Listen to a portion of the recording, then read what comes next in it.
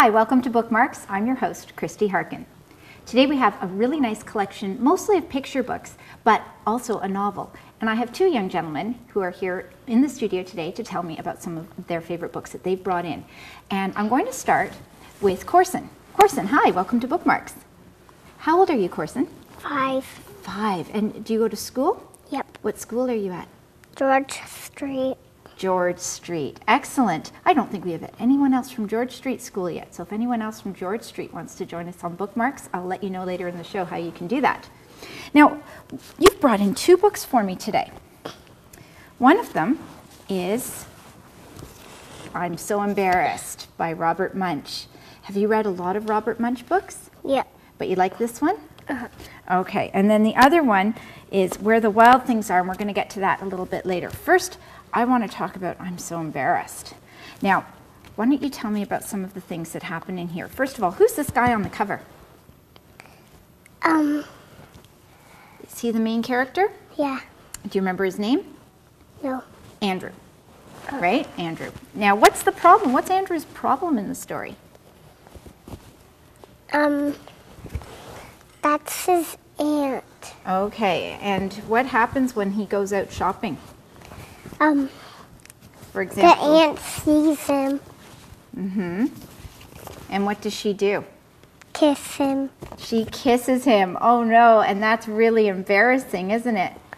And now he also meets, let's see, his teacher, right? And what happens when he meets his teacher? He doesn't want to get pictures.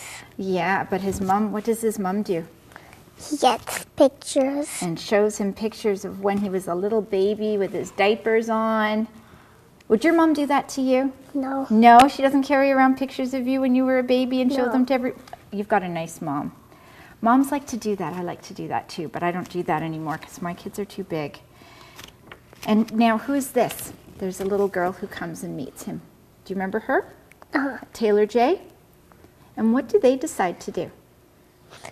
Embarrass their moms. They embarrass their moms. That's one way of getting back at them. And oh, and look what his mom does here. What does she do here? What's she holding? Underwear. Underwear. Can you imagine if your mom took you shopping and you met a little girl in your class and she came up and showed everybody the underwear she was buying for you? Would that be embarrassing? Yeah. So what do they do? What do they do to make their moms embarrassed? They scared them into the garbage can. Yeah, that's right. And they're the moms in the garbage can because they talk about how they snore, right? Yeah. And that makes them very embarrassed. And they put bears in their beds. That's right. Yeah, in the picture before there are bears because they're just like, they snore just like bears, don't they? It makes a big noise. So why did you like I'm So Embarrassed? Because why? Was it funny? Yeah. Robert Munsch is pretty funny, isn't he? And we're going to have another Robert Munsch story a little later in the show. But first we're going to look at Where the Wild Things Are. Now tell me, who are these guys? Who do I have here? That's Max. This one's Max. That's the monster. That's one of the wild things in the story. And these 2 little characters are in Where the Wild Things Are. And this is the book by Maurice Sendak. Now, this is a very special copy of Where the Wild Things Are, isn't it? You took this and got it signed. Who signed it for you? Max. Max. Where did you meet Max? Do you remember? Did you see him on the stage? You saw a play of him, right? And after the show, I brought the book and he signed it. How about that? That is really special. And let's see. I can get a... Now, the nice thing about Where the Wild Things Are is there's the signature right there. Is it has lovely illustrations in it. Maurice Sendak has classic illustrations. He's also written some other really cool books that you might like. In the Night Kitchen and a collection of little poems. One of my favorite ones is Chicken Soup with Rice. And he's got some really great books. So that's Where the Wild Things Are. Now, what happens in Where the Wild Things Are? His room turns into a forest. Mm-hmm. And he finds a boat, right? Uh-huh. And where does he go on his boat? Where the wild things are. And when he gets there and he meets the wild things, what do? They make him the king. He becomes the king of all the wild things, and they have a party, right? A wild rumpus. Uh-huh. And does he decide to stay and be the king of wild things forever? No. No. What does he do? He goes back home, and his supper was right And there. it was still... They're hot. It was still hot. That's right. It's one of the best lines ever in a kid's book. I love that. He comes back and his supper's waiting for him in his room, and it was still hot. So that's Where the Wild Things Are by Maurice Sendak. And he does the words and the pictures. Now, we're going to go back to, whoops, not that one, this one. We're going to go back to Robert Munsch because Keaton has brought in another Robert Munsch book. Now, Keaton, tell me, how old are you? 8. And what grade does that put you in? 3. And at which school? In NLPS. NLPS. Is that Northern Lights? Right. Okay. And now tell me about Andrew's loose tooth. First of all, does he want to lose his tooth? Is this a big Yes. deal for him? Yeah. Because he can't eat his breakfast or dinner or lunch. It's hard when you've got a loose tooth to eat properly, isn't it? Mm-hmm. So what happens? How does he discover he has a loose tooth?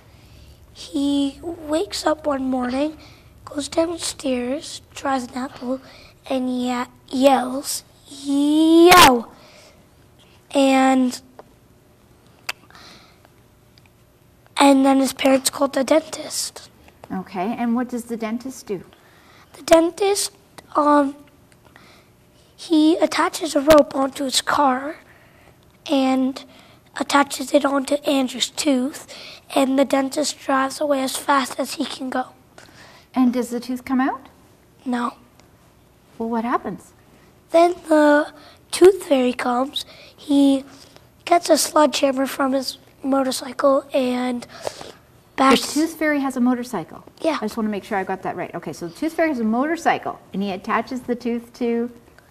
Oh, no, in this case, he gets a sledgehammer. Right. And he picks the sledgehammer up and hit his tooth, and the sledgehammer broke in half. That is a very strong tooth. So who finally comes up with the solution to this loose tooth? His best friend.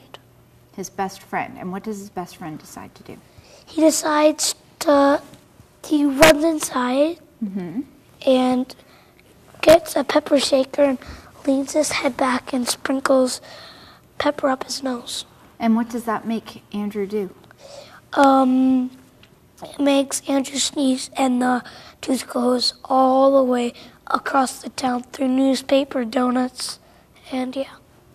Does he find his tooth? If it goes across town, does he find it at the end?